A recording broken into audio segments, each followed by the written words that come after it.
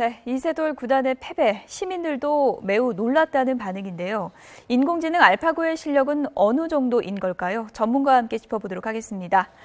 네, 한국과기술연구원 로봇연구소 박사 김문상 박사 나와 계십니다. 안녕하세요. 네, 안녕하세요. 네, 오늘 1국 결과 이세돌 구단이 패배했는데요. 예상하셨습니까? 저는 그 질주는 몰랐어요. 예. 뭐 수준이 어느 정도인지 사실 몰랐기 때문에 네. 이렇게 빨리 쫓아올지는 사실 몰랐죠. 저는 일국은 이세돌 구단이 오히려 이기고 네. 가면서 좀 어려워지지 않을까 봤는데 1국부터 알파고가 이겼습니다. 오늘 대국하는 거 보니까 알파고 실력이 어느 정도인 것 같으십니까? 그러니까 뭐 저는 뭐 바둑의 고수가 아니라 네. 실력을 논하기는 좀 어렵지만 하여튼 이세돌 구단이 쩔쩔매고 하는 걸 보면 거의 같은 수준의 기력을 보여준 것 같더라고요. 네. 그러니까 이제 뭐 굉장히 준비를 많이 한 것 같습니다. 그러니까 결국은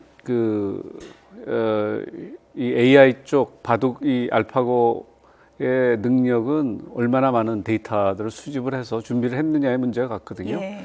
특히 이제 이세돌 구단을 초점을 딱 맞춰서요. 그 특화된 그 전략을 짰을 겁니다. 강화학습이라는 그 기술들을 쓰는데요. 이세돌 구단의 취향, 뭐 기력, 기풍 이런 것들을 약점도 잘 잡아내거든요. 그거를 강화시켜서 거기에 딱 초점을 맞추는 전략을 쓰면 상당히 센 아마 대국이 되었을 거로 짐작을 하는 것이죠. 이세돌 구단과의 대국을 위해서 맞춤 학습을 했다는 그런 설명이신데요.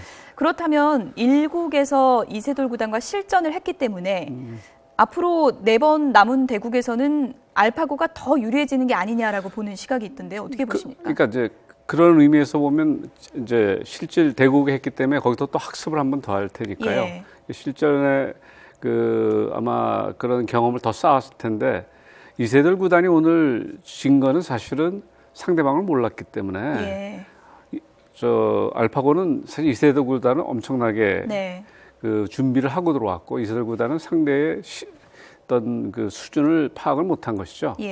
그러니까 이제 초반에 그 바둑 두는 걸 보면 좀 이리저리 뭐 찔러도 보고 하는 패턴을 보였던 것 같더라고요. 그러니까 이제 이국서부터는 좀 다른 자세로 가면 상황은 좀 달라질 수 있겠죠. 네.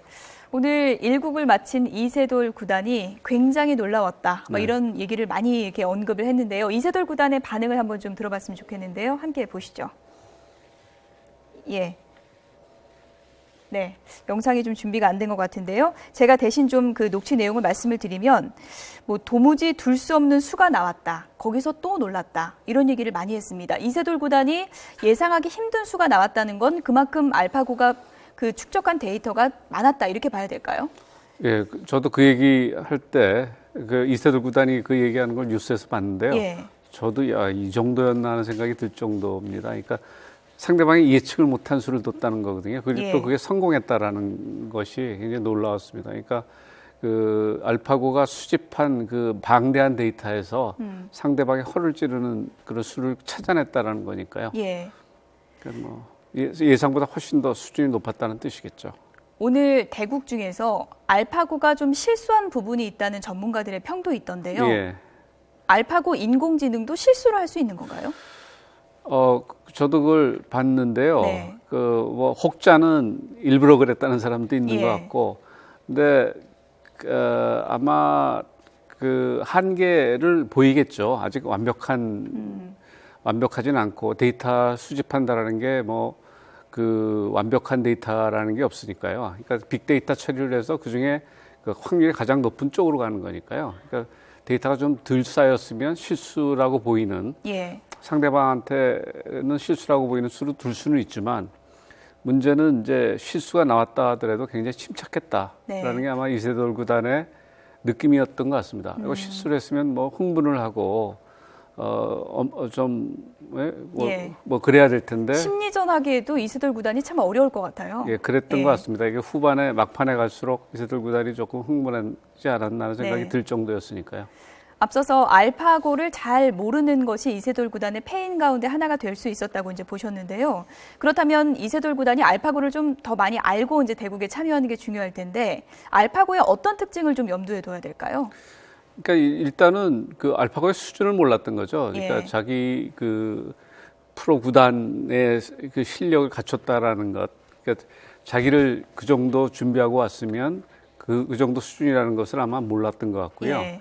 이제는 근데 이세돌 구단의 기력보다 뛰어나긴 좀 어려울 겁니다. 그러니까 자기가 학습한 게 이세돌 구단의 그 수준보다 낮은 수준의 그 기보들을 연구할 수밖에 없으니까요. 예. 뭐 9단이 아니라 10단, 11단들의 기보를 연구했으면 뭐 당연히 금방 넘어갔을 거고요. 네. 또 거꾸로 얘기를 하면 아마 오늘 서로 몰랐다는 게 이세돌 구단 대신에 네. 뭐 조은영 구단이 갔으면 상황이 또 틀려질 수도 있어요. 예. 모르고 들어갔으면. 그만큼 맞춤형 준비가 굉장히 강했다.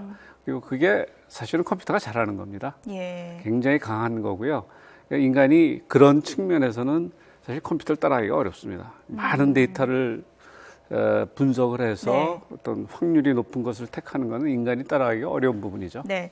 뭐 인공지능 알파고도 5달 만에 뭐 실력이 상당히 발전했다고 하던데요. 이렇게 빠른 속도로 발전하면 많은 분들이 이런 걱정도 합니다. 우리의 직업도 다 인공지능이 대체할 날이 빨리 오는 게 아닌가 이런 걱정을 하는데요. 어떻게 걱정이 아니라 될까요? 어쩔 수 없이 그렇게 예. 바뀔 거고요. 그럼 받아들여야 되는 문제라고 봅니다. 앵커도 할 수 있습니까? 있을 거라고 보죠. 네. 그러니까 앵커뿐만이 아니라 예. 뭐 저희들이 뭐 수술도 할 수 수술 그 의사의 역할도 많이 대시할 수 있을 거고요. 예. 그러니까 이제 우리가 생각하는 굉장히 많은 데이터를 기반으로 해서 하는 서비스의 대부분은 아마 인공지능 네. 또는 로봇에 의해서 대치될 거로 생각합니다. 네. 인공지능이 많은 역할을 하는 것까지는 뭐 그렇다 칠 수 있지만 이제 영화 같은 거 보면요. 터미네이터가 이제 대표적인 영화일 텐데요. 네. 인공지능이 인간을 또 지배할 수 있다는 그런 끔찍한 시나리오도 또 많은 분들이 우려를 하고 있는데 이런 것도 가능한 건가요? 지배라는 걸 어떻게 받아들이냐에 좀 뭐 예. 그런 건데요. 제가 보기에는 이제 지배라는 거를 저는 그 의존성이라고 봅니다. 예. 그러니까 이제 너무 편리하기 때문에 그러니까 그런 인공지능 세계와 로봇이라는 것이 인간을 굉장히 편하게 만들기 때문에 아마 굉장히 의존적이 될 거고요. 예. 일단 의존적이 되면 벗어나기가 어려운 거죠. 핸드폰 집에 두고 나오시면 하루 종일 아마 그렇죠. 힘드실 불안하고 겁니다. 불편하죠. 예. 그래서 인공지능과 그 로봇이 지배하는 미래 세대의 그 역할이 예를 들어서 하루아침에 없어지면 예. 인간이 할 수 있는 일이 이렇게 많이 남지 않는다는 뜻이죠. 그만큼 의존적이 되고 그거를 지배라고 표현할 수도 예. 있겠죠. 아무튼 이번 대결에서 인공지능의 실력에 많은 사람들이 이제 놀라고 있는데 끝으로 간략하게요. 최종 승패는 어떻게 될 걸로 예상을 저는 하십니까? 뭐 박빙이라고 봅니다. 네. 그러니까 이제 그 누가 더 그 상황을 잘 받아들이고 그 좀 더 직관성 있게 네. 그래서 인간이 좀 더 잘할 테니까요. 이 상황을 잘 파악을 해서 유연하게 대응하는 쪽이 이길 것 같습니다. 네, 지금까지 한국과학기술연구소 로봇연구소의 박사 김문상 박사였습니다. 오늘 나와주셔서 고맙습니다. 고맙습니다.